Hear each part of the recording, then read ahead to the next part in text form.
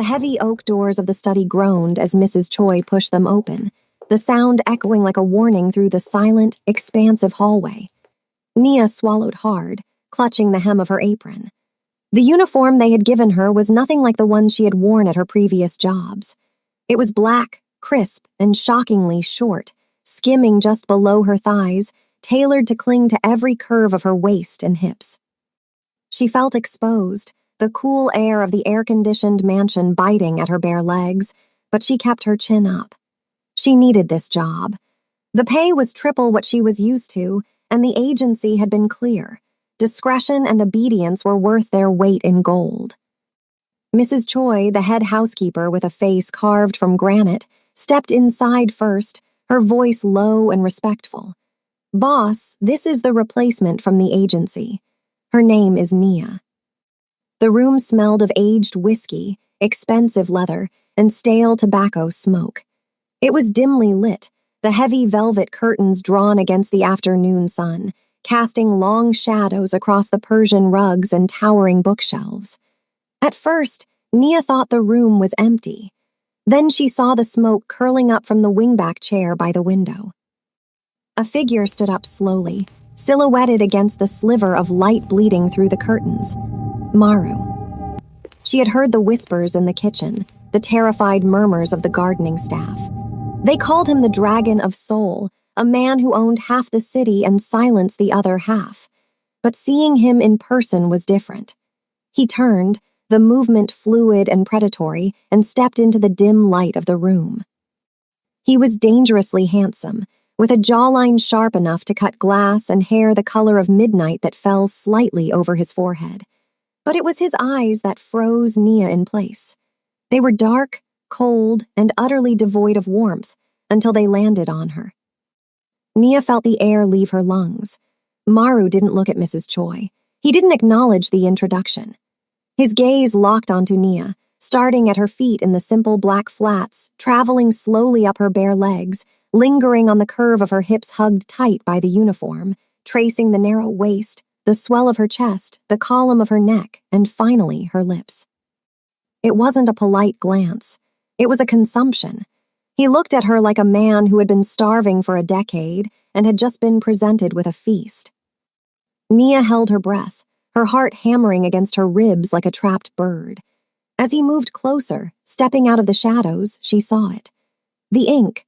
Dark, intricate patterns climbed up the side of his neck, disappearing beneath the collar of his black dress shirt, hinting at a masterpiece of violence wrapped around his skin hidden beneath the fabric. It pulsed as he swallowed living art on lethal skin. Maru took a slow drag of his cigarette, the ember glowing bright orange, his eyes never leaving hers. The silence stretched, thick and suffocating, charged with an electricity that made the fine hairs on Nia's arms stand up. "Leave us," Maru said. His voice was a deep baritone, rough like gravel grinding against silk. "I want to inspect the new hire personally." Mrs. Choi hesitated for a fraction of a second, her eyes darting between her terrifying employer and the young woman standing frozen in the middle of the room. But obedience was the law in this house. She bowed deeply and backed out, the heavy doors clicking shut with a finality that made Nia flinch. They were alone.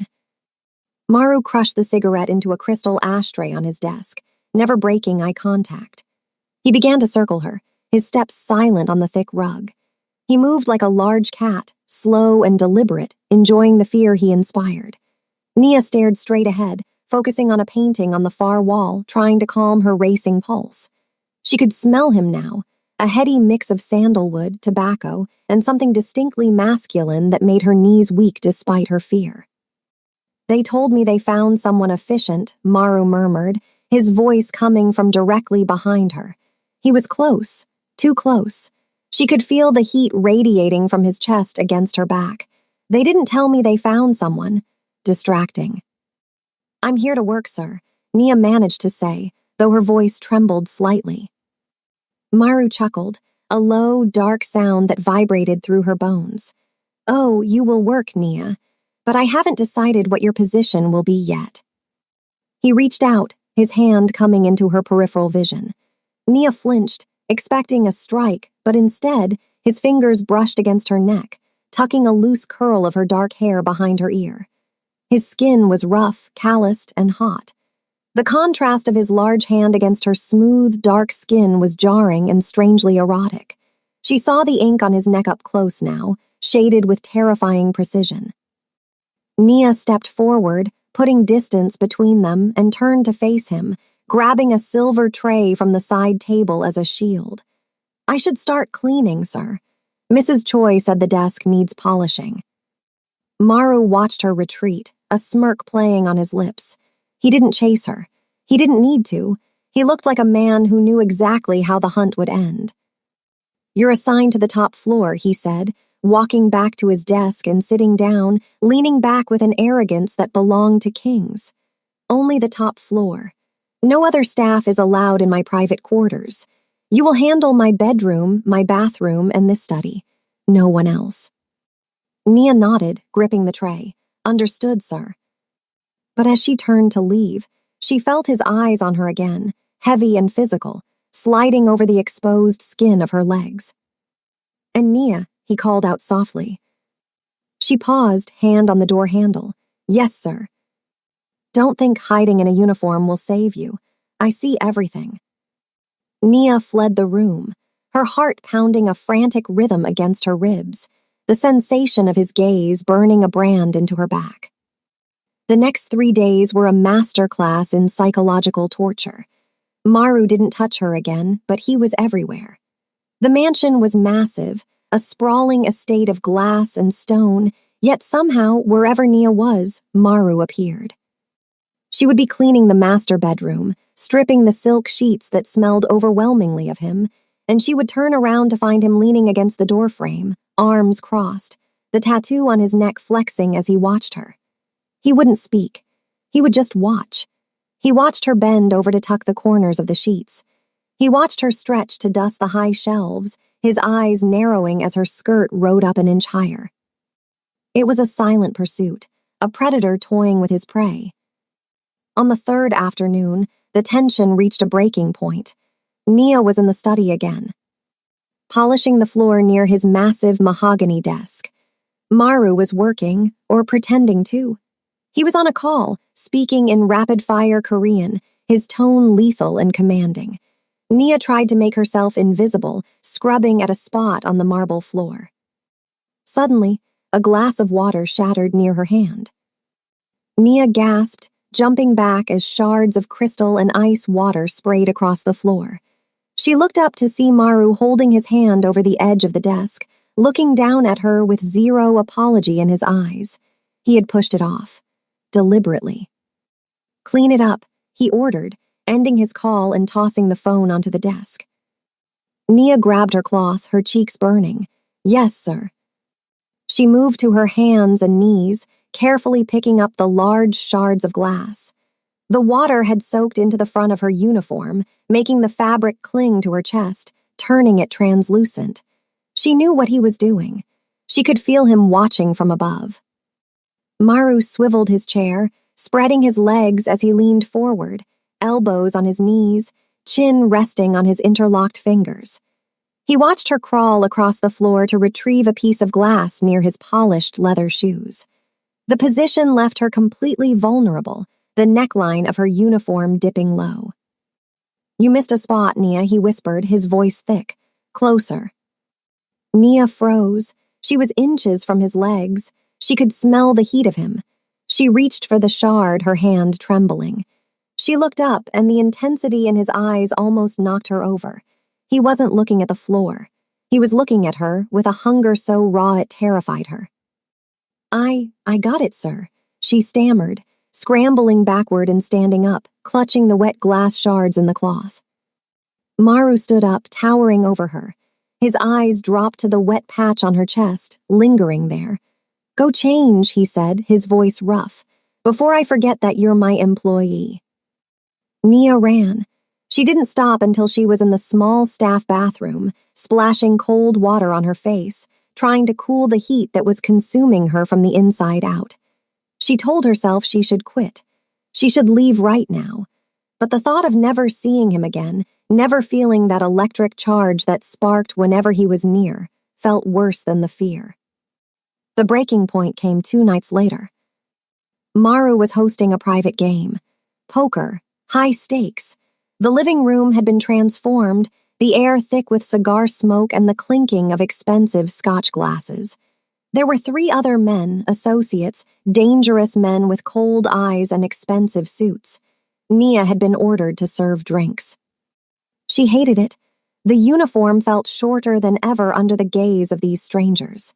She moved around the table, refilling tumblers of amber liquid, keeping her eyes down.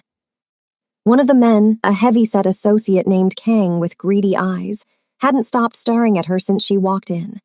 Every time she passed, he leaned back, trying to catch a better look at her legs. Maru sat across the table, his face a mask of stone, but Nia noticed his hand gripping his cards so tightly his knuckles were white. The dark ink on his neck seemed to be darker, pulsing with his blood flow. Nia moved to refill Kang's glass. As she reached over, Kang's hand shot out and clamped around her wrist. "Well now, Maru," Kang slurred, a lecherous grin spreading across his face. "You've been holding out on us. Where did you find a gem like this?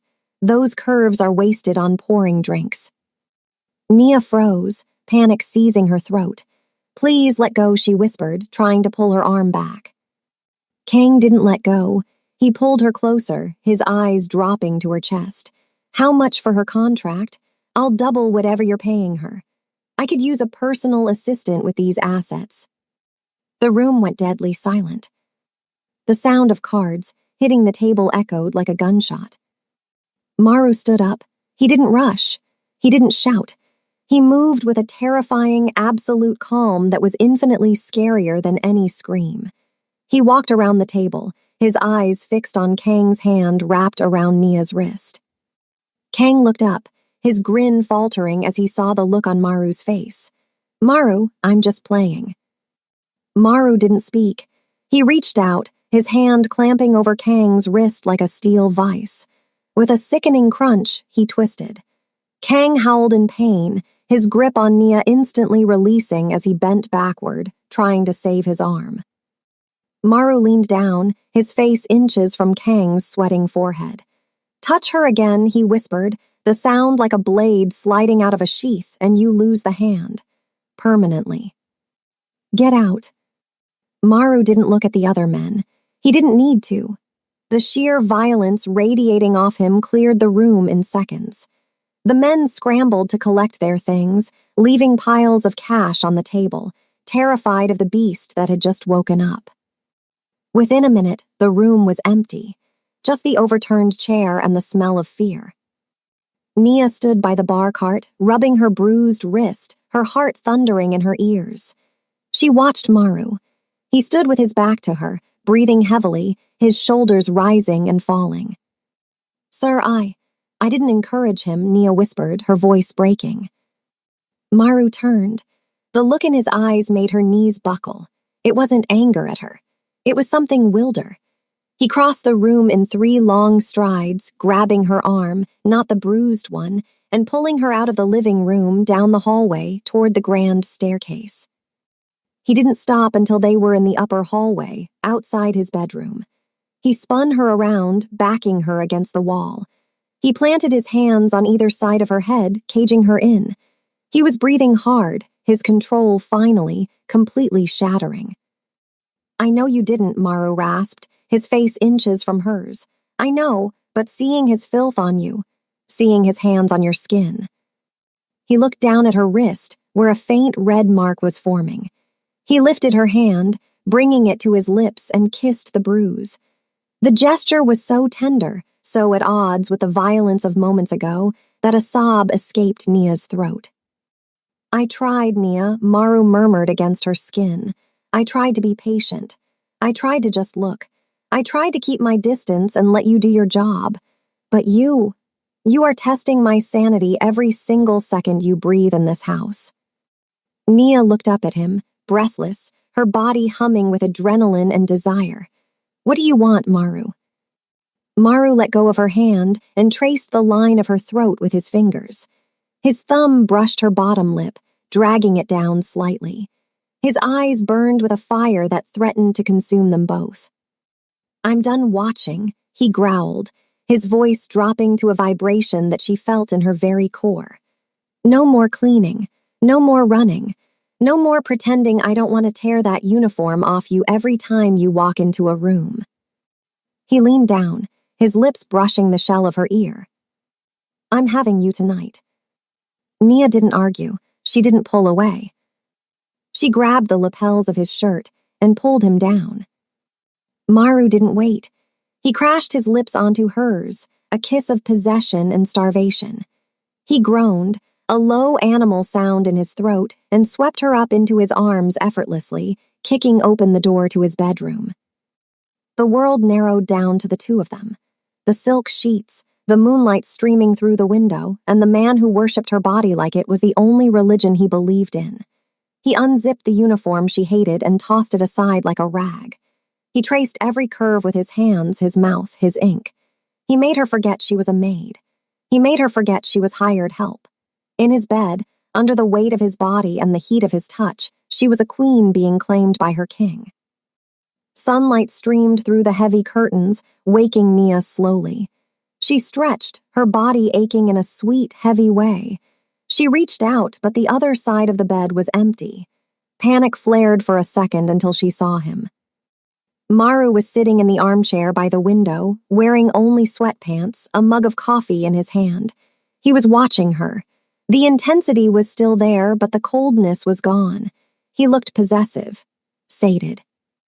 Nia sat up, pulling the silk sheet around her chest. "My uniform. I need to find my uniform." Maru stood up and walked over to the bed. He sat on the edge, reaching out to trace the line of her shoulder with his fingers. "Burn it," he said simply. "You don't wear that anymore." He reached behind him and grabbed a white dress shirt, his shirt, from the end of the bed. He handed it to her. "Wear this."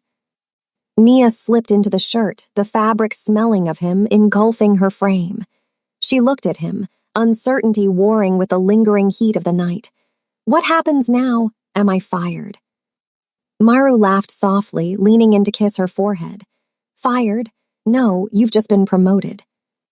He stood up, walking toward the door.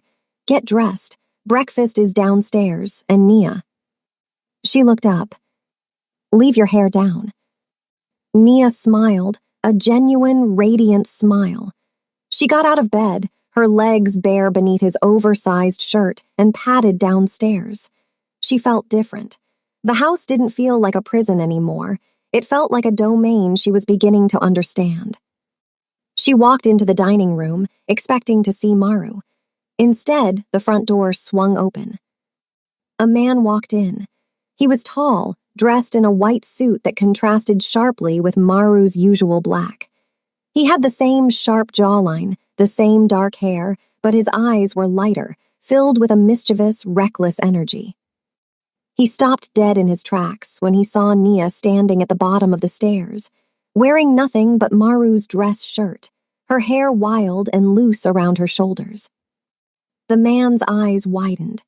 He looked her up and down, a slow, appreciative smirk spreading across his face. It was the same look Maru had given her on the first day, but this one felt newer, more dangerous in a chaotic way. Well, the stranger drawled, stepping closer, tossing his keys onto the console table. "I didn't know my cousin was hiding treasures in the mansion." Nia froze. "Cousin." The man stopped a few feet away, tilting his head. "I'm Junwoo. And you must be the reason Maru has been ignoring my calls." He took a step closer, invading her personal space, his gaze lingering on her lips. His eyes darkened, a flash of envy and instant desire sparking within them.